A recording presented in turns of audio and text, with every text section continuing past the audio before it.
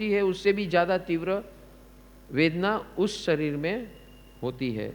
वो शरीर की दूसरी बात ऐसी है कि एक तो फ्लेक्सिबल होता है, दूसरा काट देंगे तो वापस जॉइंट हो जाता है, रीजॉइंट हो जाता है। लेकिन काटेंगे जब तो जो अपना समझो अभी पैर काट लिया तो जो वेदना होती है उससे अनंत, उससे कई गुना ज़्यादा वेदना होती है उस शरीर में। तो इस प्रकार की वेदना यहाँ ने तूने थोड़ा थोड़ा ये क्रूरता की, वहाँ तेरे साथ जो क्रूरता होने वाली उसको तो तू कल्पना भी कर नहीं सकता। तो भाई अभी से चेत जा, अगर तू ऐसा कुछ गड़बड़ कर रहा है तो एक करने का धंधा बंद कर दे। ये अकाम मरणीय चैप्टर क्या है कि भाई गलत काम करने से रोकने का उद्देश्य है, भोग विलास और क्रूरता से बचाने का उद्देश्य है ये चैप्टर का। चौथे चैप्टर में का उद्देश्य क्या था कि भगवान के बताए हुए रास्ते as per law of nature के अंदर तू आ जा। अब ये चैप्टर में क्या है कि तू गलत रास्ते पर जाकर क्रूरता और काम भोग विलास में जो तू अपना समय बर्बाद कर रहा है तो तुझे वो ही मिलेगा। अगर क्रूरता करता है तो वेदना तुझे उससे भी भयंकर वेदना नरक में मिलेगी, और जो काम भोग में रहेगा तो तिर्यंश में जाके तुझे सबड़ना पड़ेगा लाखों करोड़ों साल तक।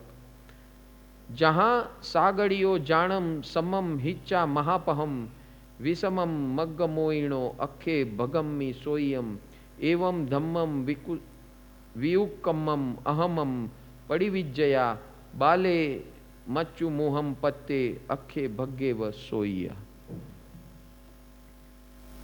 जिस प्रकार राजमार्ग मेन रोड छोड़कर खड्डे और टेकरे वाले रास्ते पर, कच्चे रास्ते पर जाने से जो तकलीफें आती हैं और फिर बाद में पश्चाताप करना पड़ता है, तो अज्ञानी जीव को यहाँ पर चेतावनी दी जाती है कि आगे जाके पछतावा न करना पड़े, इसलिए अभी से तू जाग जा। ये तेरा जो मरण है वो भी दुखदायी होने वाला है। तूने कईयों को उड़ा दिया है तो तुझे भी कोई उड़ा देगा। एक तो मरण ऐसा होगा, देख रहे हैं ना हम लोग, हाँ, कि जो सब दूसरे को उड़ाते हैं, सुपारी देते हैं, खुद भी ऐसे ही उड़ जाते हैं। और ये तो यहाँ की बात हुई, और उसके बाद आगे क्या होगा भाई, वो नरक में जाएगा और वो जो वेदना होगी वो होगा, और काम भोग करेगा तो तिर्यंश में जाएगा।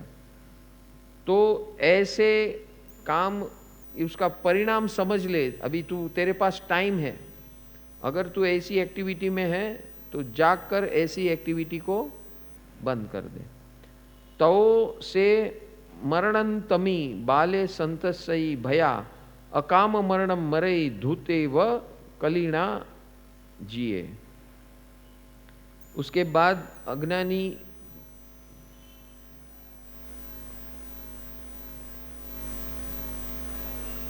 भगवान बताते हैं ऐसे अकाम मरणीय, ऐसे जो जीवन जीते हैं वो जुगार की एक दाव में जैसे पूरा अपना जीवन अस्तित्व खो देता है। जुगार जब आदमी खेलता है, दाव लगाता है, तो उसके पास जो भी पूंजी है, वेल्थ है, वो एक दाव में हार जाता है। इसी प्रकार यहाँ वर्णन एग्जाम्पल देते हैं कि ऐसे जीव, ऐसे मनुष्य जीवन में, मनुष्य जीवन जो दुर्लभ है वो पाकर इतना अच्छी वेल्थ, अच्छी समृद्धि, एक ऐसी गलती से पूरा जीवन हार जाता है।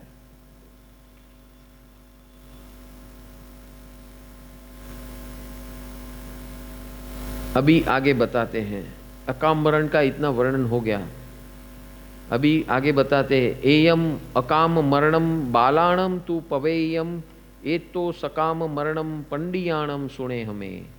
तो ये जो अकाम जीवन, यहाँ बात मरण मरण की है, एक्चुअली वर्णन किसका है, जीवन का है।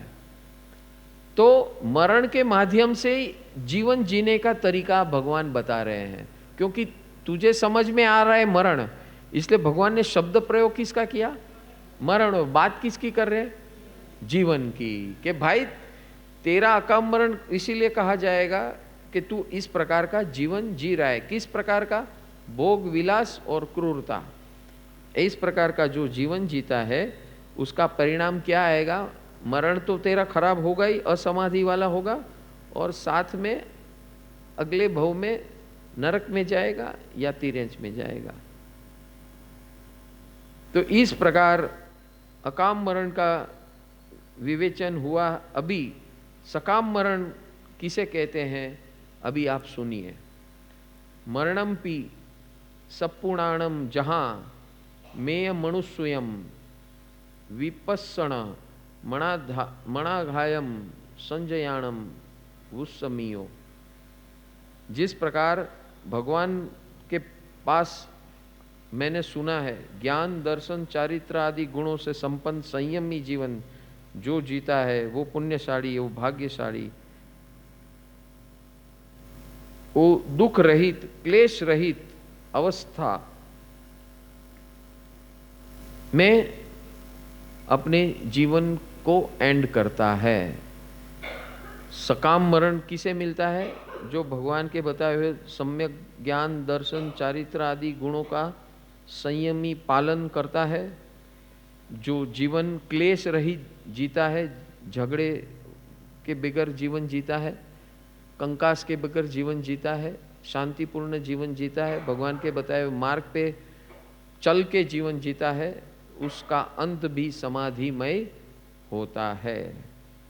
न ईसम सव्वेसु भिखुम न इमम सव्वेसु गारेसु नाणा शिला अगारथा विषम शिलाए भिक्षुणो। इस प्रकार का सकाम मरण सर्व साधकों और गृहस्थों को प्राप्त नहीं होता, साधुओं को और गृहस्थों को प्राप्त नहीं होता। कारण के गृहस्थों का आचार विचार और जीवनचर्या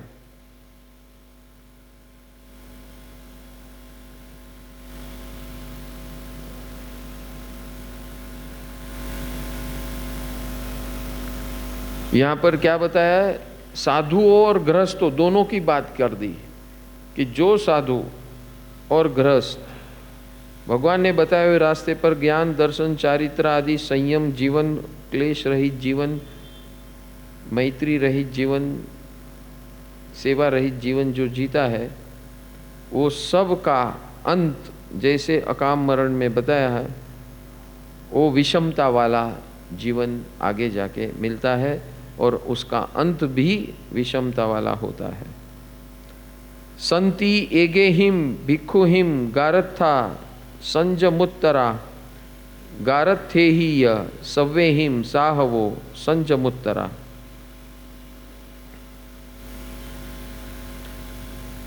कई साधु गृहस्थ से आचार में श्रेष्ठ होते हैं, परंतु साधु की अपेक्षा कई गृहस्थ ज्यादा श्रेष्ठ होते हैं आचार पालन के अंदर। तो एक है बाह्याचार और एक है अंतराचार। यहाँ अभी बाह्याचार यानी बाहर का आचरण, कई बार हम देखते हैं कि भाई बहुत धर्म क्रिया करते हैं, ये सब करते हैं, तो बाह्याचार हो गया। तो यहाँ बोलते हैं ये बाह्याचार के ऊपर मत जाओ। देखो ये बहुत बड़ी बात बोल रहे हैं। आपने तप व्रत नियम ये सब पालन किया, सामायिक प्रतिक्रमण ये सब कर रहे हो, क्रिया शुष्क क्रिया कर रहे हो, धर्म की क्रिया कर रहे हो, तो उसे सकाम मरण मिलेगा ऐसा मत समझना। चीरा जीणम णगीणम जड़ी संघाणी मुंडीणम एयाणी वीण तायंती दुशीलम परियागयम। दीर्घ प्रवज्य पर्याय यानी बहुत लंबे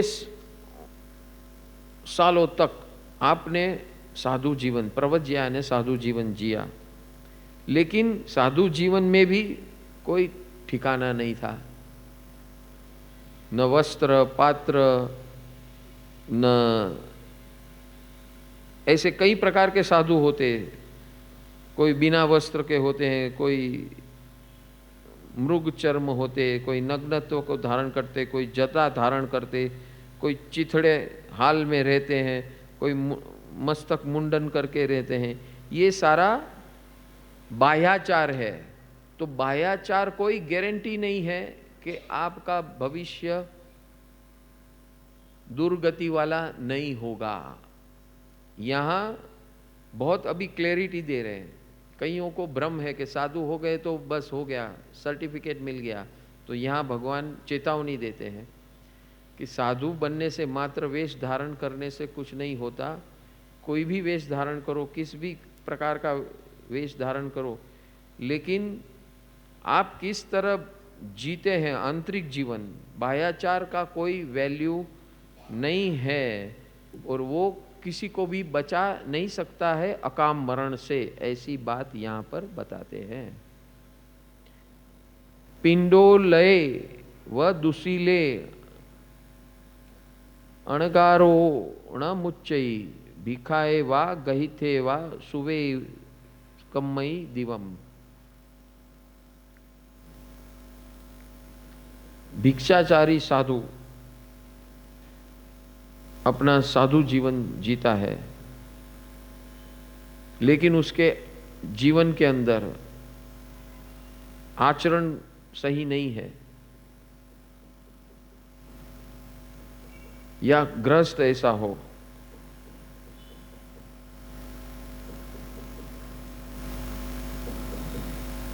तो जिसका जो साधु का आचरण सही नहीं है वो नरक गति से बच नहीं सकता।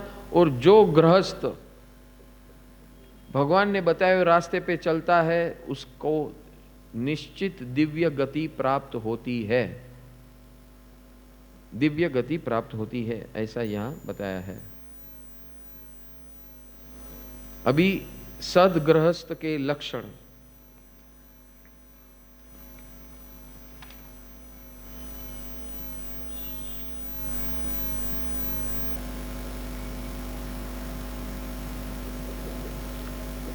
अगारी सामाई अंगाणी सड्ढी कायेण फासये पोसहम दुहवो पखम एगरायम न हावई। श्रद्धावान गृहस्थ जो अनुष्ठान करते हैं, सामायिक प्रतिगमन करते हैं, पौषध करते हैं, तिथियों का पालन करते हैं, वगैरह धर्म क्रियाएं करते हैं, इस प्रकार के जो श्रावक होते हैं, श्रद्धावान गृहस्थ होते हैं,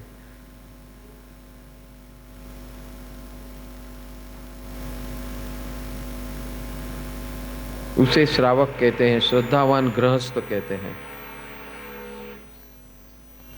एवं सिक्खा समावणे गीहवासे भी सुवई मुच्चई छवि पबो गच्छे जख सलोगयम।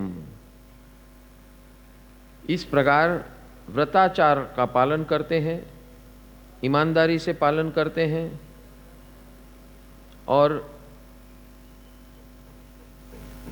ऐसे जीव जो धर्म क्रियाएं करते, व्रत तप जप नियम, ऐसे मनुष्य को निश्चित देव गति प्राप्त होती है। देखो, सकाम अकाम मरण से क्या प्राप्त होता है? तिर्यन चैन नरक। अब व्रत तप जप तप नियम जो करता है, जो श्रावक या गृहस्थ, उसको क्या प्राप्त होता है? देवगति। अहजे सुवड़े भिक्खु दोणहम अणयरे सिया सव दुख पहिणे वा देवे वावी महिढ्ये।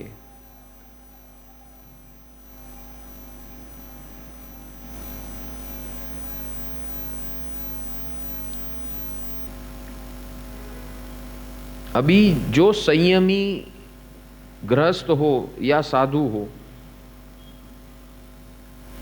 जो लक्ष्य आश्रव और आश्रव से हटकर संवर और निजरा रूपी जीवन जीता है, डे टू डे लाइफ में, मोमेंट टू मोमेंट लाइफ में इस प्रकार का जीवन जीता है, जो क्षण क्षण निर्जरा करता है, इस प्रकार की संयमी जीवन जीता है। एक व्रत तब जब नियम फिजिकली, तो उसको देवलोक मिलता है।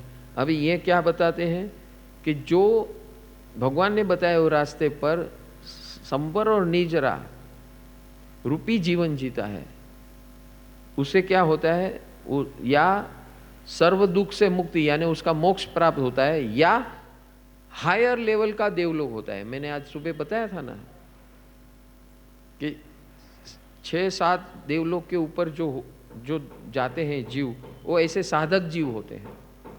और साधक जीव फिर एक बार देवलोक में जाते हैं तो उसको लालसा नहीं होती है ऊपर।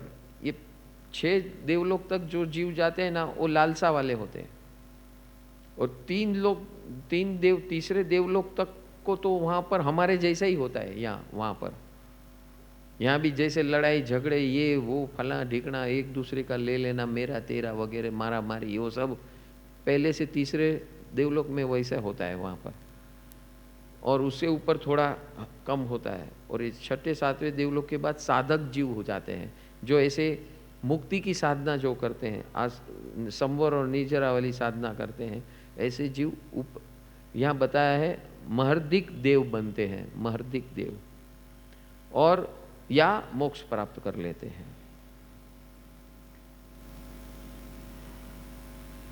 अभी देवों के निवास स्थान और देवों की समृद्धि का वर्णन यहां पर बताया है। उतराई विमोहाई जुई मंताणु पुवत्सो समायणाई जखईम आवासईम जसंसिणो दहियाओ इड्डमंता समिद्धा काम रुवीणो अहीणो ववेण संकासा भुज्जो अच्छी माँ लिपभा। तो ये ऊपरवर्ती देवों के आवास के स्थान अनुक्रम उत्तरोत्तर श्रेष्ठ होते हैं। वेद मोहनीय वगैरह की अल्पता वाले होते हैं, यानी मोहनीय का जो भेद है, कम मोह वाले होते हैं, मोह की अल्पता वाले होते हैं, वो हमेशा ऊपर के देवलोक में उसको आवास मिलता है।